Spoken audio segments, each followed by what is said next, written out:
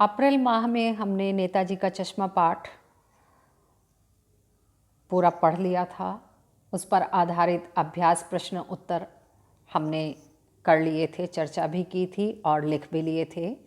उससे आगे बढ़ते हुए कुछ अतिरिक्त कार्य हम करेंगे। अब अर्थ ग्रहण संबंधी प्रश्न और उनके उत्तर। पहला पैराग्राफ है, हालदार साहब को हर 15वें दिन कंपनी के काम के सिलसिले में उस कस्बे से गुजरना पड़ता था। कस्बा बहुत बड़ा नहीं था जिसे पक्का मकान कहा जा सके वैसे कुछ ही मकान, और जिसे बाजार कहा जा सके वैसा एक ही बाजार था। कस्बे में लड़कों का एक स्कूल, लड़कियों का एक स्कूल, एक सीमेंट का छोटा सा कारखाना, 2 ओपन एयर सिनेमा घर और एक नगर पालिका भी थी। नगर पालिका थी तो कुछ ना कुछ करती भी रहती थी।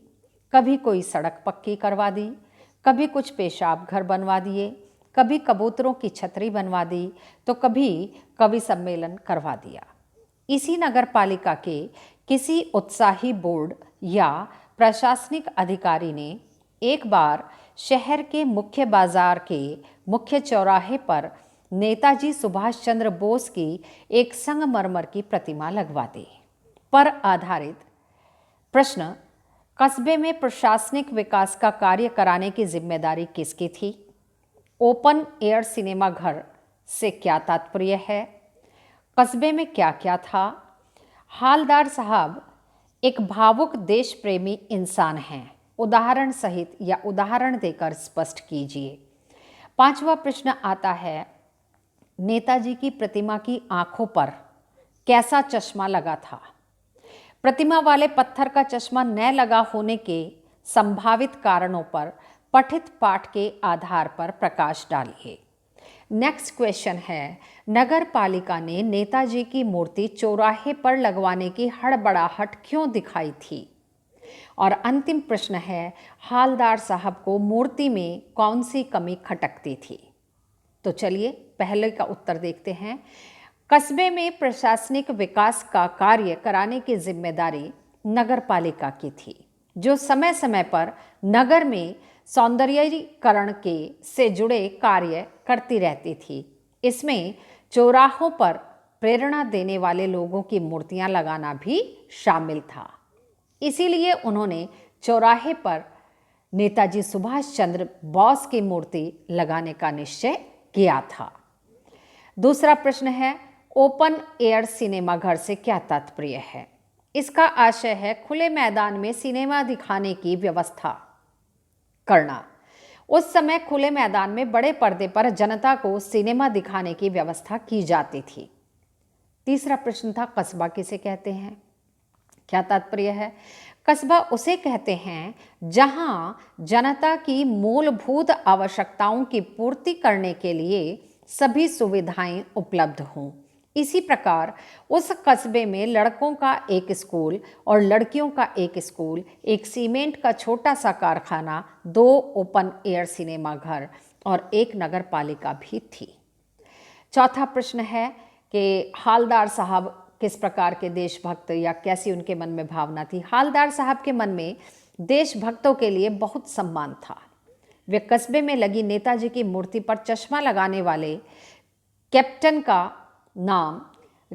नाम के साधारण व्यक्ति की देशभक्ति की भावना के प्रति श्रद्धानत थे या बहुत अधिक श्रद्धा भाव रखते थे। वे देशभक्तों का मजाक उड़ाने वालों की आलोचना से बहुत दुखी होते थे। देशभक्तों के प्रति सम्मान की भावना होने के कारण ही वह नेताजी की मूर्ति को देखकर अटेंशन की मुद्रा में खड़े हो जाते थे। इन सब बातों से पता चलता है कि हालदार साहब एक भावुक देश प्रेमी इंसान हैं। नेक्स्ट प्रश्न है, नेताजी की आंखों पर लगा चश्मा मूर्ति से मेल नहीं खाता था, पत्थर का नहीं था, उसी पत्थर का नहीं था, कांच का था। नेताजी की आंखों पर कांच का असली चश्मा लगा हुआ था। प्रतिमा पर पत्थर का चश्मा न लगा होने के संभावित कारण निम्नलिखित पाठ के आधार पर हम कह सकते हैं।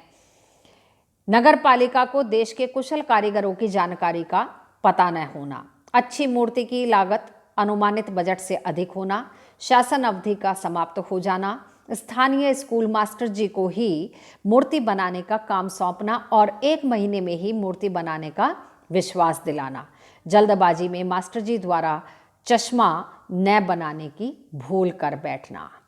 नेक्स्ट क्वेश्चन, मूर्ति को देखकर ऐसा लगता था कि नगर पालिका को देश के अच्छे मूर्तिकारों की जानकारी नहीं होगी और अच्छी मूर्ति बजट से ज़्यादा की होने के कारण काफ़ी समय प्रशासनिक पत्राचार में लग गया होगा। साथ ही प्रशासनिक अधिकारी के शासन की अवधि समाप्त होने में बहुत कम समय शेष था। इसीलिए नज़दीकी हाई स्कूल के ड्राइंग मास्टर को मूर्ति बनाने का काम सौंप दिया गया होगा। प्रशासनिक अधिकारियों की हड़बड़ाहट का अंदेशा मूर्ति को देखकर लगाया जा सकता है। और अंतिम प्रश्न का उत्तर, हालदार साहब को नेताजी की मूर्ति में चश्मा न होने की कमी खटकती थी। हालांकि इस कमी को कैप्टन द्वारा असली फ्रेम लगाकर, कांच का चश्मा असली वाला लगाकर पूरा किया जाता था, पर चूंकि मूर्ति संगमरमर की थी तो चश्मा भी संगमरमर का ही होना चाहिए था। यह कमी हालदार साहब को खटकती थी। इस अंक में यहीं तक। अगले अंक में इसी पाठ के अतिरिक्त प्रश्न और उनके उत्तरों के साथ मैं आपके समक्ष आऊंगी। Thank you students.